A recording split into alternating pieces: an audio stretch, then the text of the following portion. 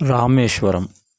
இன்றைக்கி குடும்பத்தோட ராமேஸ்வரம் கோயிலுக்கு வந்து போயிருந்தேன். ஸோ கோயிலில் பார்த்த அந்த விஷயங்களை தான் இந்த வீடியோவில் ஷேர் பண்ணுறேன். ராமேஸ்வரம் பெரும்பாலான இந்துக்களின் ஒரு புனித தலம். இங்கே போனோம் அப்படின்னா நம்ம எந்த பாவம் செஞ்சுருந்தாலும் சரி, எதுவாக இருந்தாலுமே எல்லாம் நீங்கிரும்.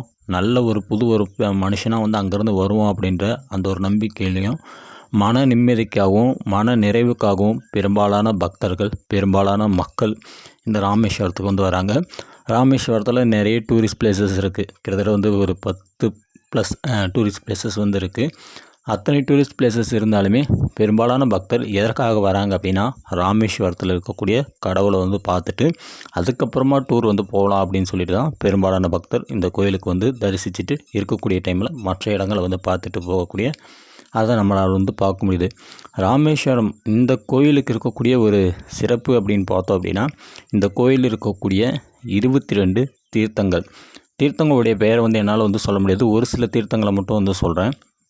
சாவித்திரி தீர்த்தம், சிவ தீர்த்தம், கங்கை தீர்த்தம், யமுனை தீர்த்தம், பிரம்மஹத்தி தீர்த்தம் அப்படின்னு சொல்லிட்டு கிட்டத்தட்ட 22 தீர்த்தங்கள் கோயிலுக்கு உட்புறமாகவும் கோயிலுக்கு வெளிப்புறமாக ஒரு தீர்த்தம் இருக்குது. அந்த தீர்த்தத்துடைய பெயர் தான் அக்னி தீர்த்தம் அப்படின்னு சொல்லுவாங்க.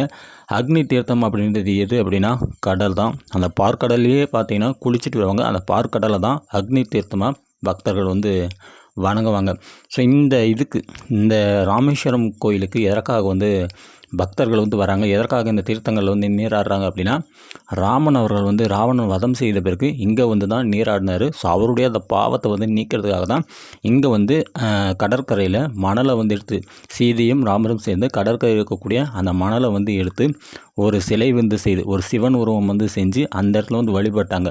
ஸோ அதனால தான் இந்த இடத்துக்கு ராமர் தீர்த்தம் அப்படின்ற இந்த ஒரு பேரும் வந்து வந்திருக்கு. ஸோ இந்த கோயிலில் வந்து நிறைய விஷயங்கள் வந்து பார்க்க முடியும். போனோம் அப்படின்னாலுமே நம்மளால் வந்து மனநிறைவாக அந்த இடத்துலேருந்து வர முடியும்.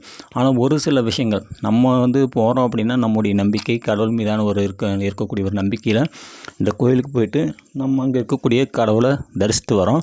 ஆனால் அந்த கோயிலுக்குள்ளே போனோம் அப்படின்னா நம்மளுக்கு வந்து ஏதோ ஒரு இடத்துல வந்து நம்ம ஏதோ ஒரு விஷயத்தால் வந்து மாட்டிக்கிட்டோம் அப்படின்னா ஒரு மனநிறைவாக வந்து கடவுளை தரிசிக்க கூட முடியலையே அப்படின்ற அந்த ஒரு ஏக்கம் அந்த இடத்துல வந்த மாதிரி தான் பெரும்பாலான பக்தர் ஃபீல் பண்ண அந்த விஷயத்தை நம்மளால் வந்து பார்க்க முடியுது. ஏன் அப்படின்னா, நீங்கள் தீர்த்தத்தில் வந்து நீராட போகிறீங்க அப்படின்னா, ஸோ அங்கே வந்து சார்ஜ் பண்ணுறாங்க. நார்மலாக வந்து 25 ரூபா அப்படின்னு சொல்லிட்டு வந்து சார்ஜ் பண்ணுறாங்க.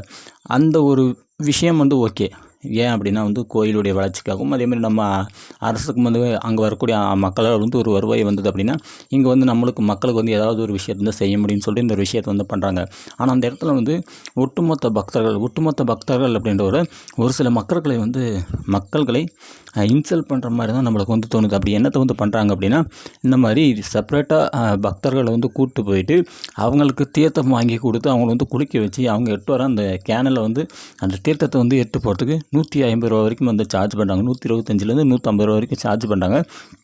அந்த மாதிரி வந்து நம்ம கொடுக்கலோம் அப்படின்னா அந்த இடத்துல நம்ம வந்து போகிறோம் தீர்த்தத்தில் வந்து நீராட போகிறோம் அப்படின்னா ரொம்ப ஒரு மாதிரியாக வந்து ட்ரீட் பண்ணுறாங்க. தீர்த்தமாக அந்த தலைமையில் வந்துச்சா இடையின வந்து தலைமையில் கேனியை வச்சா அப்படின்னா தான் நான் வந்து தீர்த்தத்தை வந்து ஊற்றுவேன் அப்படின்னு சொல்லிட்டு இந்த ஒரு விஷயத்தை வந்து பண்ணுறாங்க. அங்கே நிறைய பேர் வந்து ஜக்கில் மட்டும் வந்து மேலே வந்து தீர்த்தத்தை வந்து தெளிக்கிறாங்க. ஸோ ஓகே தான். பட் என்ன அப்படின்னா என்னை கேட்ட அப்படின்னா அவங்களுக்கு எதுக்கு அவ்வளோ ரிஸ்க்கான வேலையை வந்து கொடுக்குறீங்க? அப்படி வந்து கொடுக்காம நீங்கள் டீசெண்டாக வந்து ஒரு பைப்போ இல்லை ஏதாவது ஒரு ஸ்ப்ரேயர் மாதிரி வந்து பண்ணிவிட்டீங்க அப்படின்னா வர பக்தர்கள் வந்து அப்படியே வந்து குளிச்சுட்டு போவாங்களே. மொத்தம் 22 தீர்த்தங்கள் இருக்குது. ஒவ்வொரு தீர்த்தத்துலேயும் மக்கள் வந்து நின்று வந்து கேட்கும்போது அந்த இடத்துல வந்து யார் அமௌண்ட் கொடுத்தாங்களோ அவங்கள மட்டும் வந்து செப்பரேட்டாக கவனிக்கிறதும் மற்றவங்க வந்து வெளியே போங்க அப்படின்னு சொல்லிட்டு வெளியே அனுப்புறதும் எனக்கு வந்து அது நல்லதாக வந்து தோணலை. ஸோ இந்த விஷயத்தை நான் உங்கள்கிட்ட ஷேர் பண்ணிக்கணும்னு ஆசைப்பட்டேன். நீங்கள் போகிறீங்க அப்படின்னா ஜஸ்ட் ஃபார் மனநிறைவுக்காக அப்படின்னா காசு கொடுக்க யோசிக்காதீங்க. நீங்கள் பண்ண போங்க. காசு கொடுத்தீங்க அப்படின்னா அவங்க பாட்டும் பார்த்தீங்கன்னா உங்களுக்கு வந்து தெளிச்சு விட்ருவாங்க. அப்படியே எந்த ஒரு மனக்கசப்புமே வந்து இல்லாமல் இருந்தாலும் காசு இல்லாதவங்க என்ன கொஞ்சம் வந்து மன உறுத்தலோடு இருப்பாங்க. ஒன்று சொல்லுவாங்க, கோயிலுக்கு போகும்போது வந்து மனசில் வந்து எந்த கஷ்டமும் இருக்கக்கூடாது, ஏன்னா எந்த கவலையும் இருக்கக்கூடாது, எதையும் போட்டு வந்து குழப்பிக்கினே வரக்கூடாது, செலவாகுது அப்படின்னா அதை பற்றி யோசிக்கவே கூடாது அப்படின்னு சொல்லுவாங்க. பட் இந்த மாதிரியான விஷயங்கள் வந்து இல்லாத ஏழைகளுக்கு வந்து பொருந்தாது. அதை தான் நான் வந்து நினச்சேன். ஸோ அதை தான் இந்த வீடியோவில் வந்து ஷேர் பண்ணணும்னு ஆசைப்பட்டேன். நீங்கள் ராமேஸ்வரம் போகிறீங்க அப்படின்னா கண்டிப்பாக வந்து நல்லது நினச்சிட்டு போங்க, நல்லதே நடக்கும்.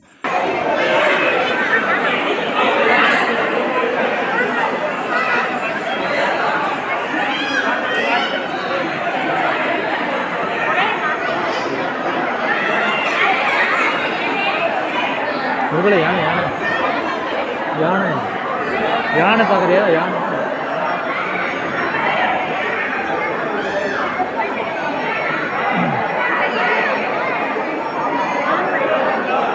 தனியாக வர மாதிரி இருக்குது. ஆஹா ஆக்ரோஷத்தில் வருது.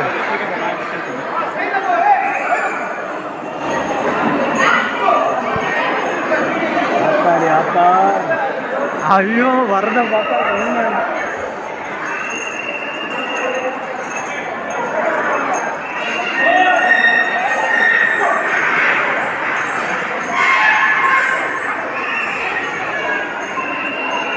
யானை தானே அது எனக்கே சந்தேகமாகுது.